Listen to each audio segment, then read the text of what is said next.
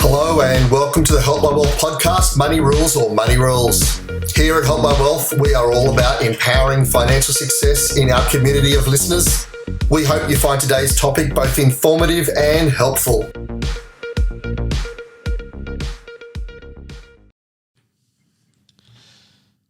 Hi, and welcome to the Help My Wealth podcast, Money Rules or Money Rules. As always, we're here about empowering your financial journey.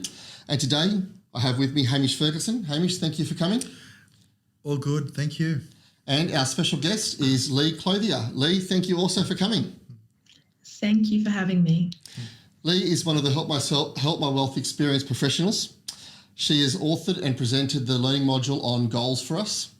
Lea is an award-winning financial planner and a master certified money coach, specialising in behavioural psychology of money and financial well-being.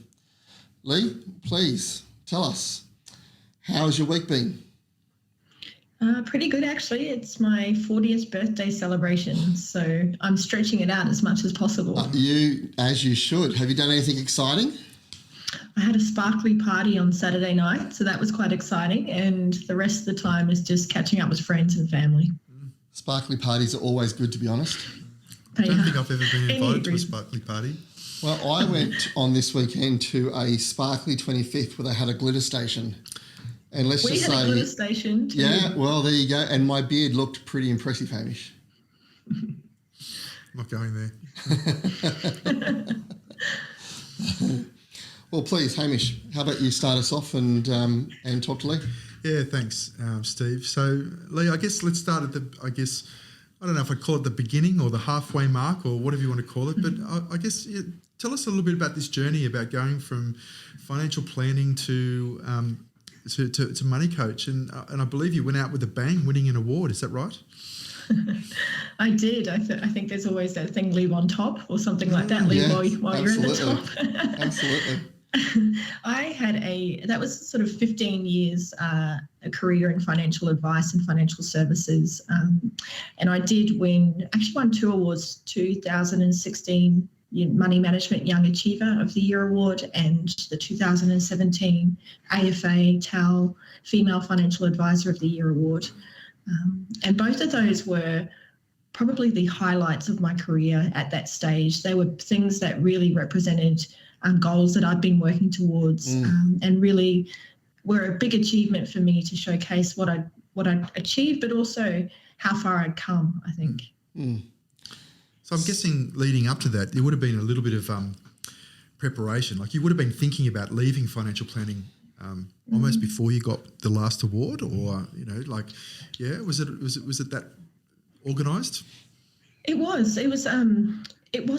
I wasn't 100% sure of the direction I was going to take. I just started, so it sort of started about 3 years prior to those awards when I started studying yoga, actually. And so I had my financial planning practice, and then I thought I'd go and study yoga as a side hobby. Had no intention of becoming a yoga teacher, but was fascinated by the practice and philosophy of yoga and the principles of it and wanted more of it in my life. So started studying that, and that was a year-long course. And that really took me on this journey into the concept of well-being and looking at mindfulness and meditation and wellness in a different way. And as I started into that, I then also, like I always do, go down these rabbit holes of all of these other concepts. And it got me into the study of psychology and then behavioural psychology. And I sort of opened up this whole rabbit warren of new content, new philosophies that I thought I could start to bring into my financial coaching practice. So that was my initial intention, was to combine the two. But over time, I started to really develop the passion for the coaching aspect more than the advice aspect of what I was doing. Okay. I just like the fact that you got things orchestrated and then made sure you won the award so you could just do a really effective mic drop as you walked off the stage. Exit stage left or something like that. Absolutely. Thank you, everyone. I'm now leaving. I think it was very much timing. It wasn't intentional to leave at that stage. But I actually got, as part of the award, I won a bursary to study anything I'd like to study. So I used a portion of that to study positive psychology, and then a portion of it to go to the US and study behavioural psychology with the founder of the Money Coaching Institute Global over there. And when I got over there, I actually developed a fantastic rapport with her, and she took me under her wing, and I ended up staying sort of as an understudy with her for about a year. And then that really got me into the coaching aspect, and that's when I decided that it was time to leave the advice industry because I couldn't do both effectively. So I'm intrigued. I know, I sort of had this transition from mortgage broking to financial planning, and one of the things that I found after trying to move across was that sometimes it's easier before you think about it or before you do it, and you realise there's some roadblocks or things that you hadn't quite thought through. And that, I guess we talk about this in the Help My Wealth modules around just not letting these things get in the way. So can you share at all a little bit about maybe some of those things that you sort of went, wow, okay, this is a bit different or harder than what I thought when it was the transition from financial advice to money coaching? Definitely. I think there were a range of things. Firstly, I left a well-established business and then had to start a new business. And whilst I had clients that I could transition across, it was effectively a very different business model. So the clients that I was servicing with my advisor hat on didn't necessarily need or want the coaching that I was providing. So it was almost like walking away from an established business and starting from scratch again, which had its pros and cons, but did come with many moments of what am I doing? Why am I doing this? I also felt that there was an aspect of, because it was something very new, I was definitely outside of my comfort zone, and it was sort of relearning new skills and new ways of interacting with clients when I was so familiar with ways that I'd done it in the past. So sort of unlearning what I'd always done and relearning new skills was also quite challenging. Being in a new country for a bit of a chunk of that, is that right? Yeah? Yeah. And I was also in the US, which is also fantastic in many ways, lots of opportunities, but very challenging because the way that business is done is slightly different to how we do it here in Australia. So if it's all right, can I ask what tell us about one or two possible big differences you found just with dealing with I guess a US population versus an Australian population? I think the biggest thing, and I'll probably give you an example from when I do group coaching programs here in Australia versus over in the US. And if I ask a question to the audience here in the US and sort of say the microphone's free, please come and share, I really have to encourage, I almost have to know someone in the audience to be the first one up on stage to share their story or to share a comment. Versus in the US, it's scrambling to get the microphone, and it's almost having a container to say you've got 2 minutes to share, and that's as much as you can share, because they're a culture that loves to share versus us, who are a culture who doesn't really like to be the odd one out or be the first one to admit that we have a problem or that we've come through adversity. Or I think there's a really different mindset where the US is very much open to the coaching psychology of things. They've got therapists and different practitioners that they're working with constantly. Australia's not quite there yet. They're still getting onto this thing of the benefits of coaching, the benefits of having a psychologist or a therapist on your side. So I feel like that was the biggest difference for me. So I guess that brings me up to a point. I mean, coaching for me and mentoring for me is a bit of a passion, a bit of a hobby. As well as what I do on a day-to-day basis. So for you, going from this role where you're a financial planner in a very formalised setting to then going into this sort of a mentoring money coach, goal-orientated, setting goals and things like that, was it a big transition for you? I think it was in some aspects. So when I was financial advising, I think my focus was more on I always think there's three aspects of someone's relationship with money. There's what you think about money or your beliefs, there's what you feel about money or your emotions, and then there's what you do with your money or your behaviours and your actions. Yes. So what I was focusing mostly on was a little bit around what they think and what they're planning, but mostly on their actions, their behaviours. Yep. But when it comes to coaching, I'm actually digging really deep into what's the emotions of your relationship with money. How do you feel about it? What are your triggers? What are your drivers? What are your motivators? That comes with it a whole mixed bag of things. And And the emotional side of money is I would say 70 to 80% of someone's relationship with money, but we don't explore it. So it comes with, you don't know what you're going to get when you're coaching someone around their relationship with money, because there's so many hidden blocks and fear and shame and guilt and things that come up in a session that we're doing. Yep. And so for you, I mean, you're mentoring and coaching other people. Do you yourself have a coach or a mentor? Yeah, I absolutely have a money coach. She's based in Canada.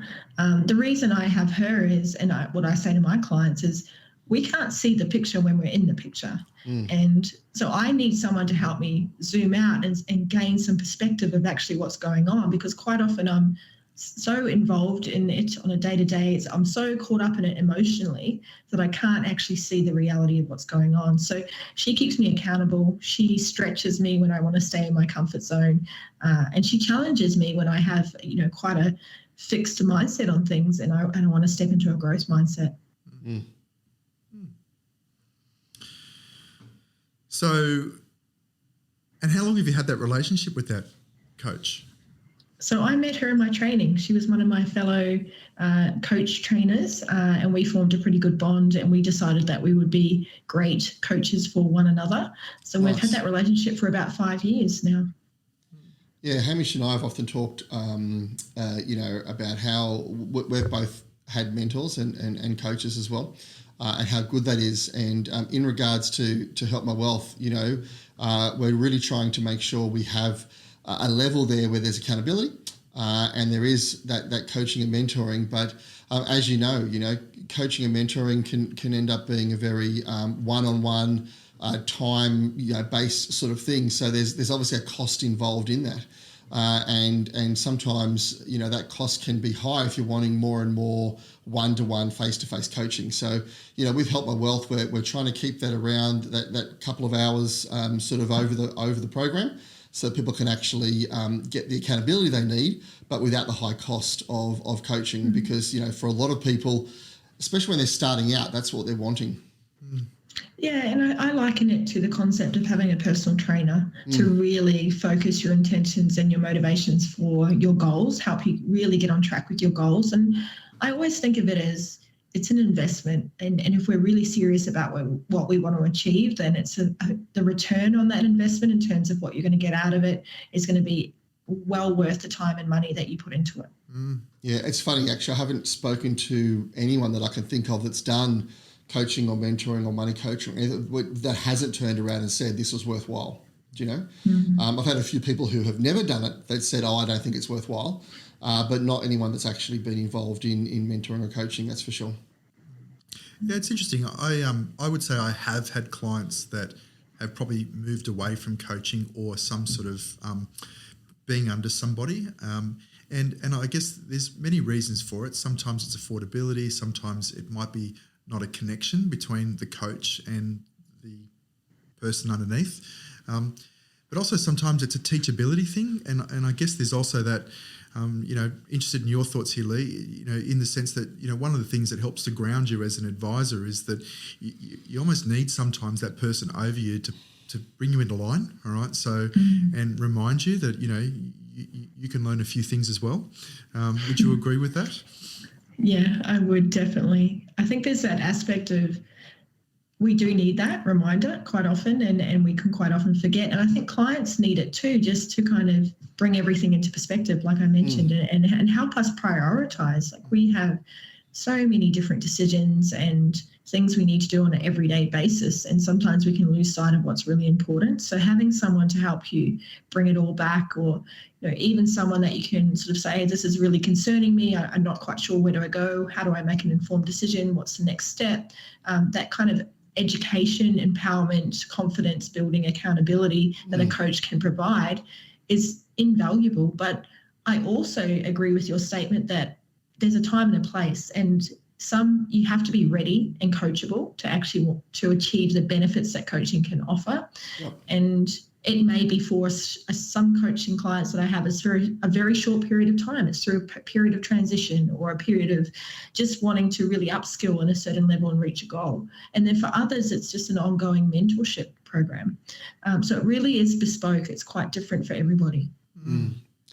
And look, we just really appreciate you coming on board with the Help My Wealth team and actually writing our modules for goals and for goal setting. It was great to get someone of your caliber and experience to actually do that for us.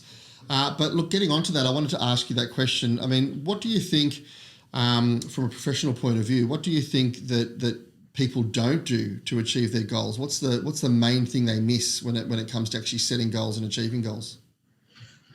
I think it's a few things. I think sometimes it's just starting. I think often we procrastinate. We put off what we could do today till tomorrow when we think, I'll just, rather than breaking it down into little steps, I think we wait to take those big leaps without realizing that those small incremental, small but significant steps, I call them, are what compound and what make it turn into huge results. So I find that that's probably often the thing is we delay starting because we don't feel like we're quite ready or we don't have the right information or support.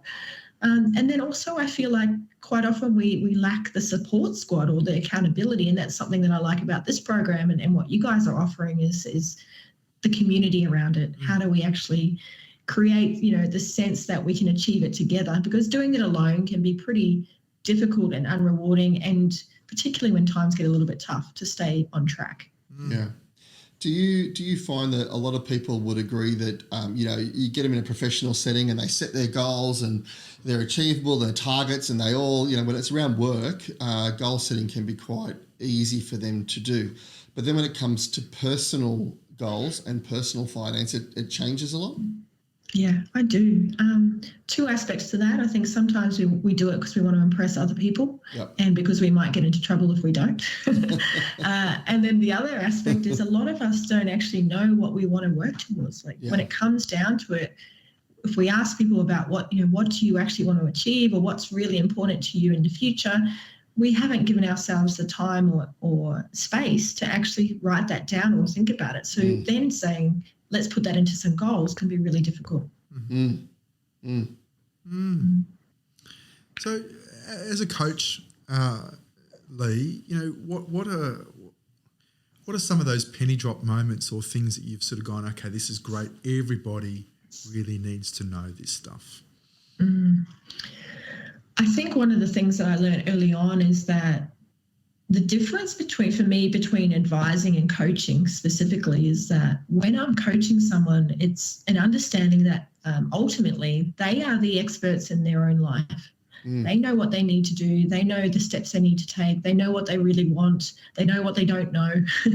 So really my job is just to facilitate, give them the tools, the understanding, the awareness, the listening, the sounding board to help them make those steps and put it all into action. So quite often people come to me unsure and devaluing their own sense of achievement or ability. So my job is often confidence building. So a lot of coaching is confidence building, and just then facilitation of resources to help people, tools and tips and strategies and things. So that's sort of been a really important aspect for me. And then also learning to listen a lot and ask the right questions, because I think the right questions are key to uncovering the gold or the truth or what's truly important. And then in terms of actually from a money perspective in coaching, what some of the gold that I found there is that it really is the small things that we do on a consistent basis that make the big difference over time. So often it's not what we have, but what we do with it that matters. And I feel that we often think that we need more to start, or we need, whether that's time or money or energy or skills or knowledge, but just starting where we have with the resources we do is often very powerful.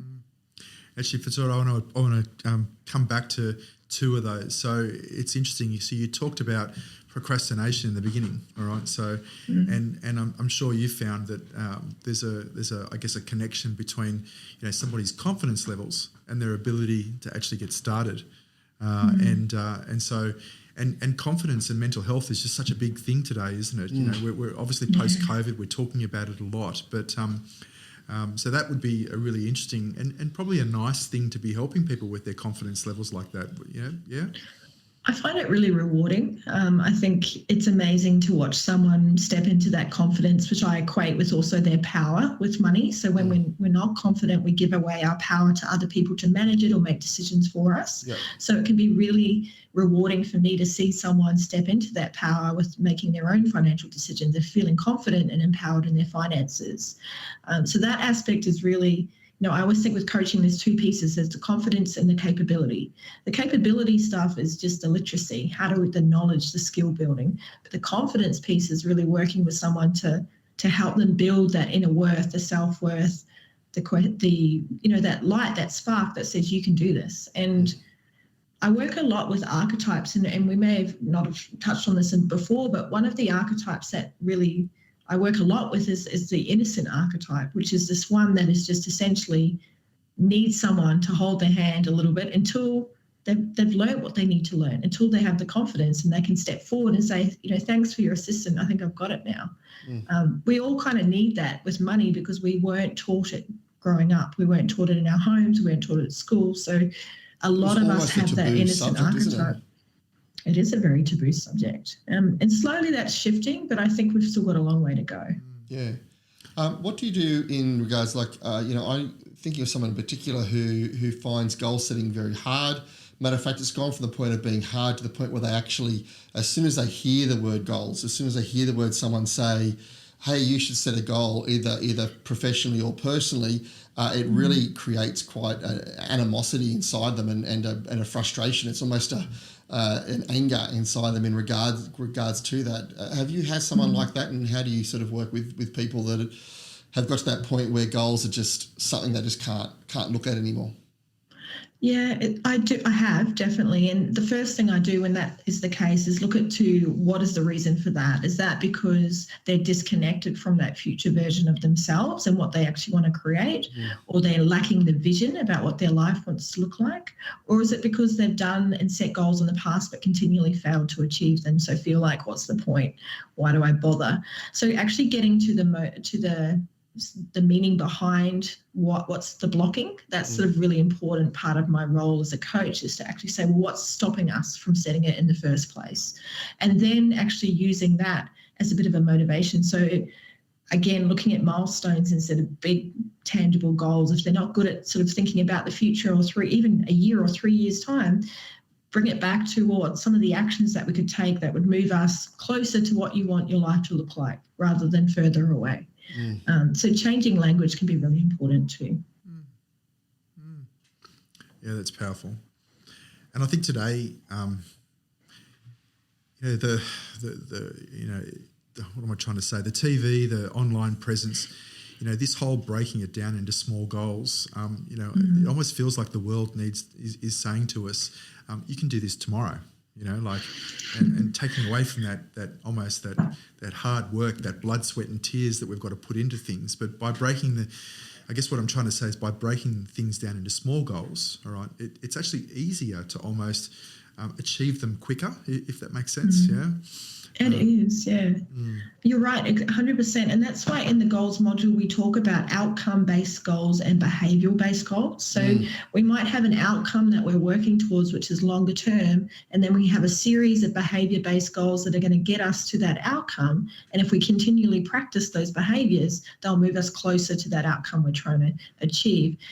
The beautiful thing about that is it creates momentum, and it's about habit making rather than stepping towards goals. It's all about what's the little habits that we can create that are beneficial for us. And I like that, because I agree with you, Hamish. Like social media and movies and particularly TV shows, we've really set ourselves up in this concept that, within a half an hour TV show or maybe an hour TV show, we have to, work out who the murderer was, find out what happened, work out the whole plot.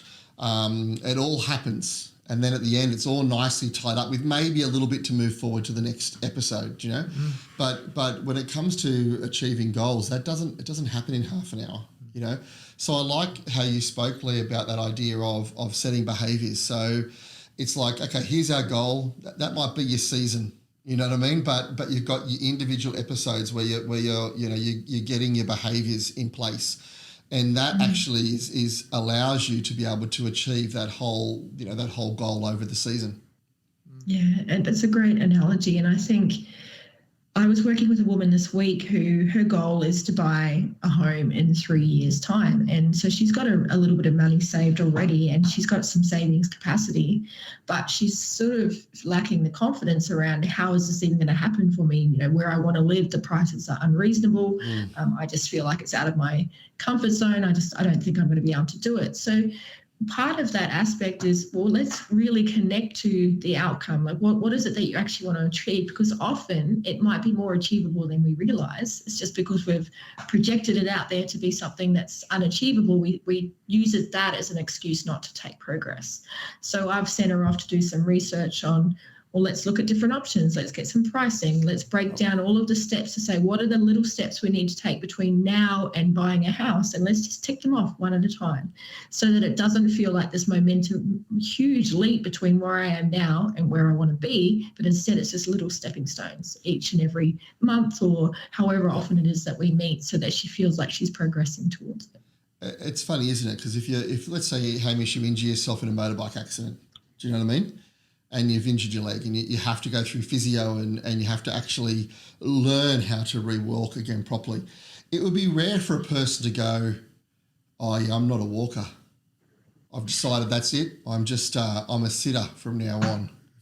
Do you know what I mean? Like, so when it comes to something like that, we actually go, no, we're going to achieve this goal. Doesn't matter how hard it is. I mean, you see people that have had quite significant injuries, and they will do the work they need to become a walker or a runner again.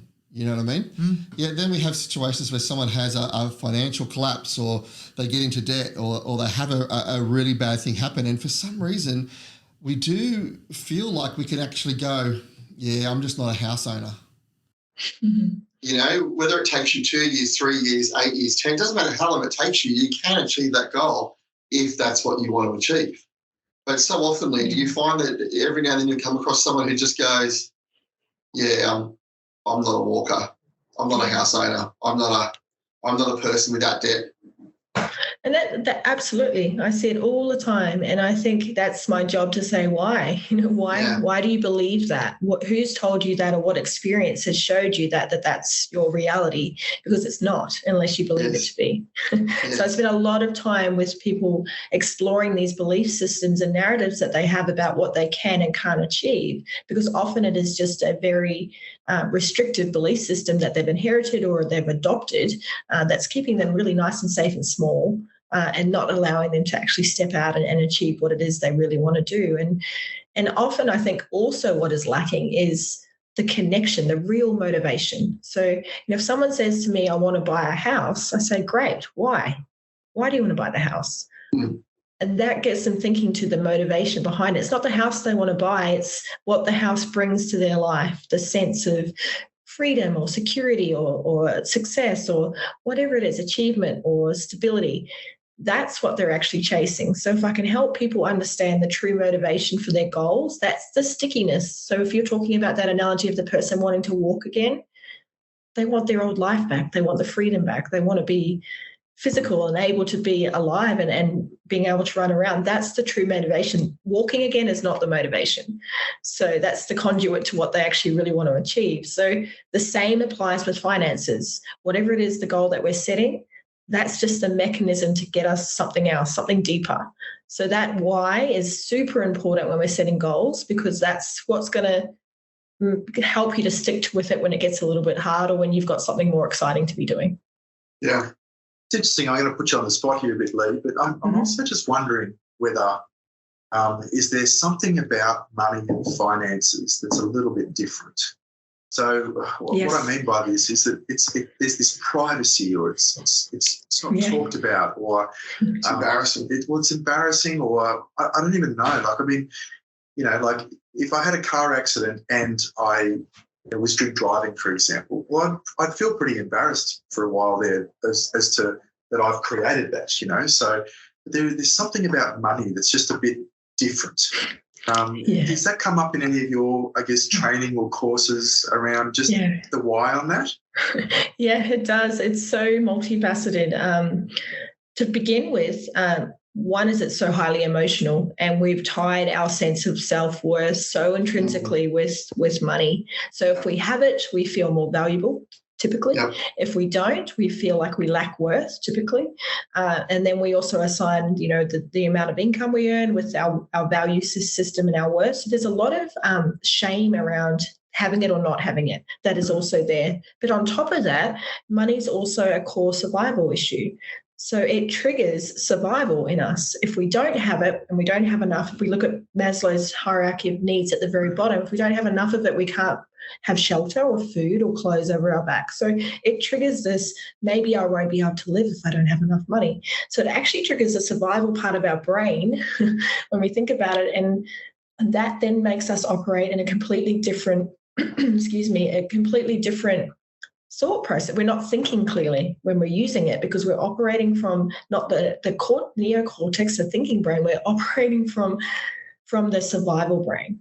So the way we relate to money is so intrinsically linked to stress receptors and health and whether we're thinking straight or not, and our sense of self-worth. Am I a good person? Am I a worthy person? Am I a good person? Am I a bad person? If I have it, if I don't have it. It's very complicated. So the psychology of money and our relationship to it is actually really fascinating. And coming back to kind of why I left financial planning was because I got into this whole area of psychology, and it just fascinated me. I thought, why aren't more people learning this? Why aren't we talking about it? Why aren't we mastering money as a life skill and realizing that we can't use it for a proxy for all of these things that we're trying to use it for a proxy for in our lives? Yeah. I knew someone who rejected the concept of only trying to achieve material gain, and it wasn't that money was a problem. They still earned money and used money and all this, but they wanted to try to not make that something that the only thing they attained. And what was interesting is that it was a struggle.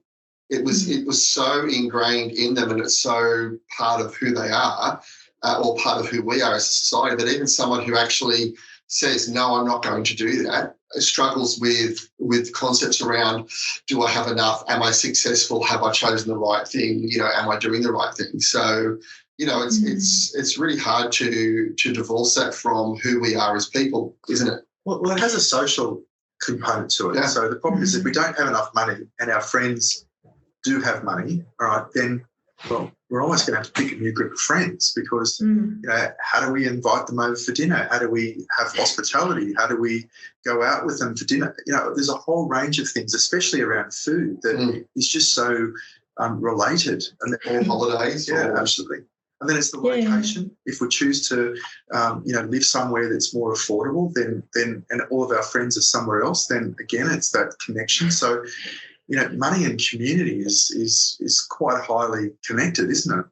Yeah, I term the same thing, money and belonging. The same concept is, if we do something differently with our money, then we might not belong to our family or our friends or our community. And that's a real fear that a lot of us have as well. So that prevents us from stepping away from that paradigm or the construct that we've created with money. And if we think about how much of our daily lives we interact with money, we're either earning it, thinking about it, spending it, planning to use it, saving it, stressing about it. We're exchanging it. we're eating food that we've bought with it. We're wearing clothes we've bought with it. It's so intrinsic in and we're getting ads about it. We need more of it, and it's fascinating.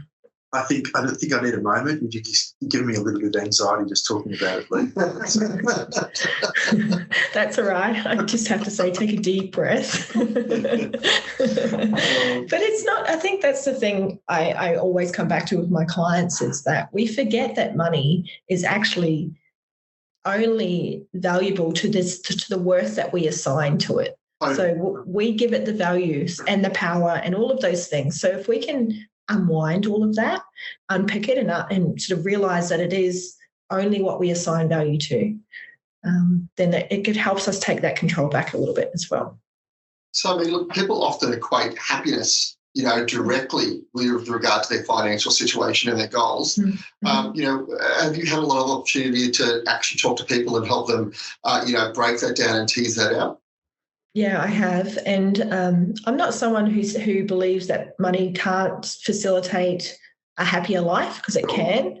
It certainly can't buy happiness, but it can facilitate things that make life easier, and that often creates happiness. But I think also the way that I like to communicate it with people is we've, as a society, interchanged the words money and wealth and used them together when actually they're quite separate meanings. So wealth is when we have an abundance of anything we truly value. And that could be time, money, health, relationships, love, lots of things. Money is going to be an element of wealth, but we cannot truly consider ourselves wealthy with money alone. Because if we don't have health, if we don't have relationships, if we don't have time, then we can't buy those things. So money to me is an element of wealth, but it's not wealth itself. And I think if we can separate those two terms and start using them properly, then I think that helps to actually put money in its place as well. Interesting. I always need to reflect on that for a minute, but I don't think we want to create silence. So, look, I think what's a great thing. I mean, we all know someone. Probably most of us would know someone who has, in what you're talking about, a lot of money, but they don't have wealth. In the same way, we may know people that have less money, but they have wealth. Yeah. And I think that's going back to that whole concept of being contented, isn't it? That if you are only searching for happiness, or if your goal is money, or your goal is wealth, or your goal is happiness, that's going to make it very hard to be contented. Whereas if you can find what would make you content, then that actually changes the thing. And like we've all said, it's not about that gaining money or creating wealth or having that as a goal is not a good thing. It's totally good, And I tell you what, you've only got to not have it for a while to realise just how important it is. I think someone once said, people who say money's not important are people who have too much of it.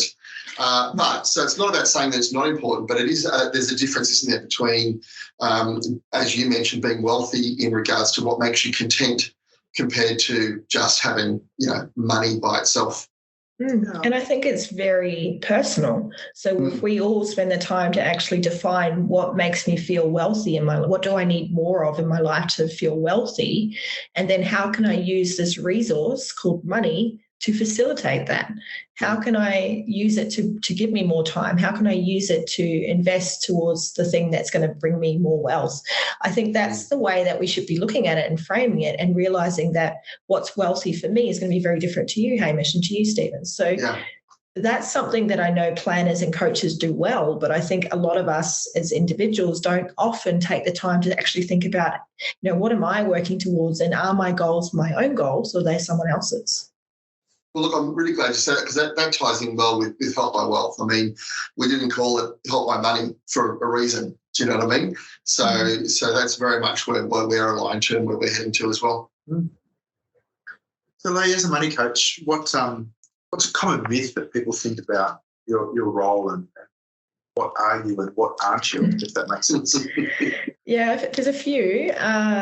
Sometimes it's, I only need a coach if something's wrong with my finances, or if I can't manage money well. And then my response to that is, you see a lot of professional athletes who have coaches, and that's because they want to level up and take it to the A game. So I would debate that one quite quickly. I guess the other thing around what I hear often is, I do get clients that think coaches can give financial advice, and they cannot. And I think there's been a lot of problem with, finfluencers and Instagram people and people giving advice online. A true coach will never give advice, because that's not their job. That's an advisor's job. A coach is there to, as I mentioned, to help get the best out of the person that they're working with, who has all the answers already. So it's a very different discussion. So that's where I work very closely with advisors. So the moment that I identify that someone needs advice, that's where they have to go and see a financial planner. Yeah. So a follow-up question to that is, what would you say to a financial advisor about how a money coach can actually support them, and maybe what the advisor shouldn't be doing that you could be doing. Well, I think where my work really shines and can supplement what an advisor does is really work with the advisor to say, what is this client trying to achieve? Client's trying to achieve all of these things. So the coach steps in and says, how are we going to get you there? How are we going to make sure that you stay on track? How are we going to make sure that you're working 100% towards what you say you want to achieve? So I always like to think it as the advisor kind of should set the strategy, the overall, look at the map with the destination and the pathways to get there. And then the coach is the person who kind of says, I'm going to walk beside you and we're going to make sure you get to where you're going. I like them as combination. I think working in the US, you see that combination a lot. You see an advisor-coach combination in practices in financial advice businesses. We're not quite seeing it here in Australia as prevalently, but I feel like that's only at time, and we'll see that a lot as well. Yeah, okay. Look, one of the things we always like to ask all of our guests is what would you tell your 18-year-old self if you could go back? What's one bit of advice that, well, you were telling us already that you turned 40 this week. So, if you went back to your 18-year-old self, what would 40-year-old Lee tell her? Pay attention to the power of compound interest. I think, I started my career in finance not shortly after sort of 18. I did my study and then was very young when I entered financial planning, and I didn't really listen to the advice that I was giving in terms of working out how true the benefits are over time and how much it can have a big impact. So if I'd used the last 22 years in that manner, I think I'd be a very wealthy woman right now.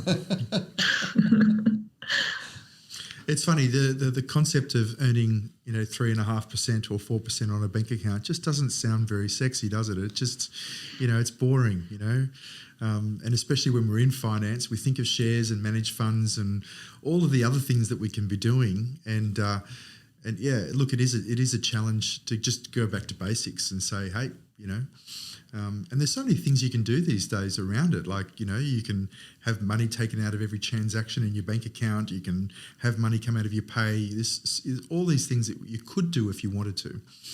I think it has got easier. I think it's got a lot easier in the last 10 years even to put small amounts away regularly. And I think that's the beautiful thing of compounding is it is those small amounts, and those small amounts do matter. And we've spoken about that tonight with goal setting, but I think investing, it matters too, savings, it matters as well. Yeah, I know for myself, if I could go back, that would be something I'd want to tell my 8-year-old self is that the magic of compounding. And you don't need to be saving $10,000 for some managed fund. Just putting away a small amount over a long period of time is actually more effective than, wishing that you could save $10,000. So, Lee, we always ask people, what book would you write if you're going to write a book? I am writing a book. I'm hoping to finish it by the end of the year. It's around creating a conscious relationship with money. And by that, I mean bringing your full awareness and attention to your relationship with money.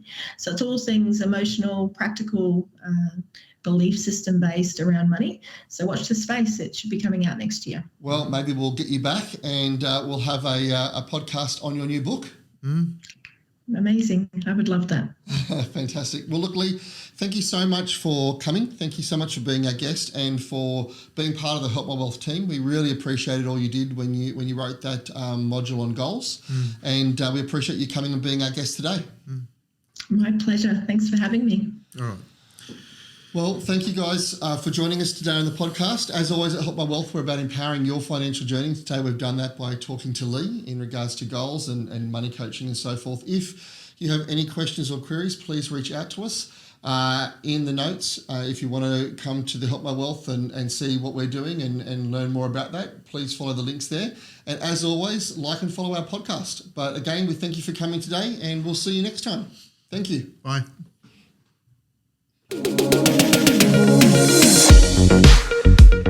The information discussed by the Help My Wealth and the Money Rules podcast is for education and entertainment purposes only and is general in nature, and it is not advice. It is not intended as a substitute for professional finance, legal or tax advice. It is aimed to provide a general understanding of each topic and should not be relied upon to make an investment or financial decision. It is strongly suggested that you seek professional advice regarding your own individual circumstances before making a financial decision. Help My Wealth and the hosts of the Money Rules and Money Rules podcast are not aware of your personal financial circumstances. Before making any financial decisions, you should read the product disclosure statement and, if necessary, consult a licensed financial professional. Do not take financial advice from a podcast. In the spirit of reconciliation, Help My Wealth and the Money Rules or Money Rules podcasts acknowledge the traditional custodians of country throughout Australia and their connections to land, sea and community. We pay our respects to past, present and emerging elders. We extend that respect to all Aboriginal and Torres Strait Islander people today.